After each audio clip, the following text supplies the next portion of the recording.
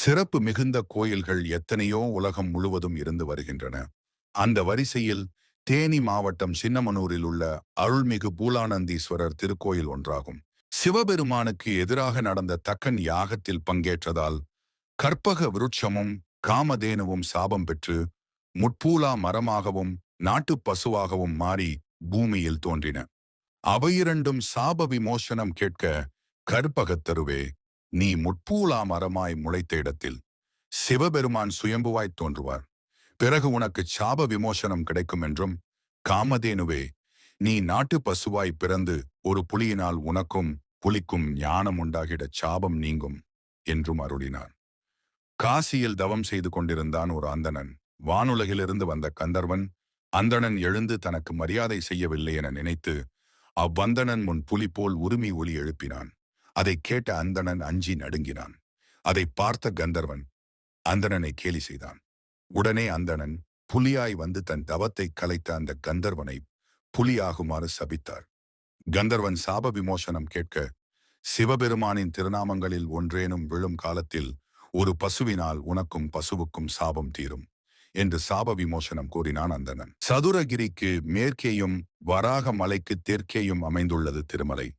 அத்திருமலைக்கு வடமேற்கில் சிவபெருமான் வீற்றிருக்கும் தெய்வநாயக்புரம் என்ற ஊரில் அந்தணன் ஒருவனது பசு கூட்டத்தில் வீரபத்ரர் சாபம் பெற்ற காமதேனு நாட்டு பசுவாக பிறந்தது.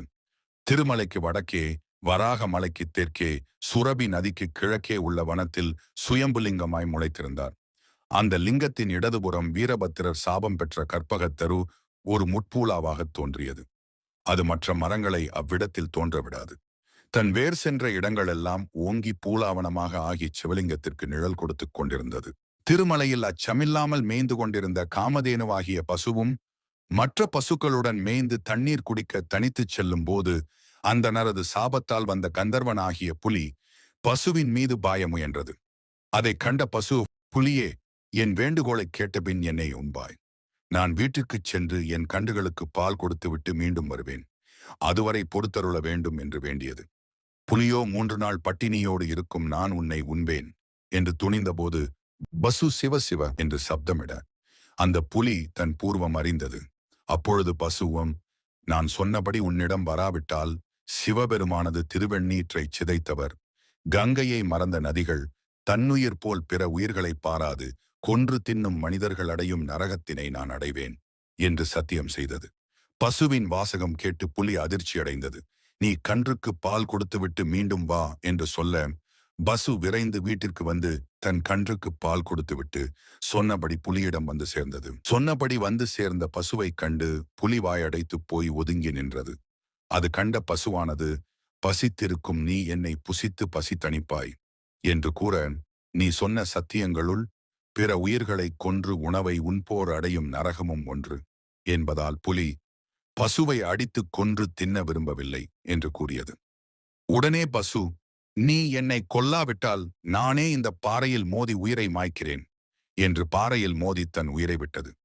உடனே சிவபெருமான் அங்கு காட்சியளித்து பசுவிற்கு காமதேனு உருவமும் புலிக்கு கந்தர்வ உருவமும் தந்து அருளினார். காமதேனு பசு, சுவாமி, இன்று முதல் இந்த திருமலைக்கு சுரபி மலை என்று பெயர் வழங்கவும், இந்நதியில் மூழ்குவோர் பாவங்கள் தீர்ந்து உயர் பதவியை பெற வேண்டும் என்று வேண்டியது.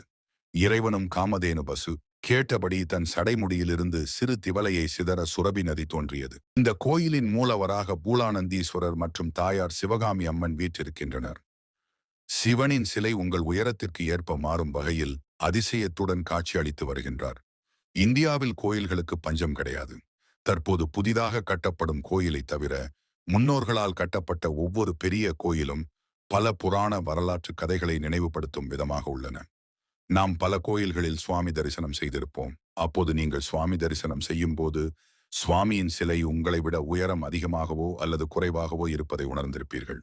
ஆனால் இங்கு பூலானந்தீஸ்வரர் கோயிலின் மூலவர் எப்படி பார்த்தாலும் ஒரே உயரத்தில் காட்சி தரும் வகையில் சிவபெருமான் காட்சி தருகின்றார். தரிசித்தாலும் சரி அல்லது மூலவரின் முன் அமர்ந்து தரிசித்தாலும் உங்கள் உயரத்திற்கு ஏற்ப உயரம் மாறி தெரியும் அதிசயம் லிங்கமாக பூலானந்தீஸ்வரர் காட்சி தருகின்றார். பழங்காலத்தில் இந்த பகுதிக்கு அளநாடு என அழைக்கப்பட்டது. இதன் தலைநகரமாக வீரபாண்டி இருந்தது. மன்னர் ராஜசிங்க பாண்டியன் ஆண்டு வந்தார். அவனின் அரண்மனையில் பணி செய்த ஒருவர் தினமும் பாலுடன் இந்த காட்டுப்பகுதி வழியாக வருவது வழக்கம். ஆனால் சில நாட்களாக அந்த வழியாக வரும்போது ஒரு குறிப்பிட்ட இடத்தில் பூலா மரத்தின் வேர் தடுக்கி கீழே தள்ளிக் கொண்டிருந்தது. இந்த நிலை தொடரவே மன்னனிடம் இது குறித்து தெரிவித்தான். பணியாளரின் கூறியதை கேட்ட மன்னன் உடனே அந்த இடத்தை தோண்டி பாருங்கள் என உத்தரவிட்டார்.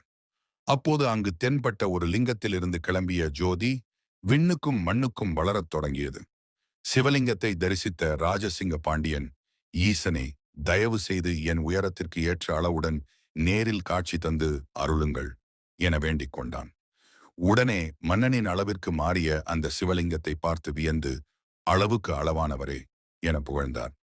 மன்னன் சுவாமியின் மார்பில் தன் முகம் பதிய கட்டி அணைத்து தன் நன்றியை தெரிவித்தார். அன்று முதல் மூலவருக்கு பூலானந்தீஸ்வரர் என பெயர் சூட்டப்பட்டது.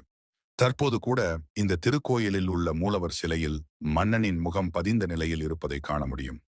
இந்த திருக்கோயிலில் நடராஜர், சிவகாமி, முருகன் உள்ளிட்ட சன்னதிகள் உள்ளன.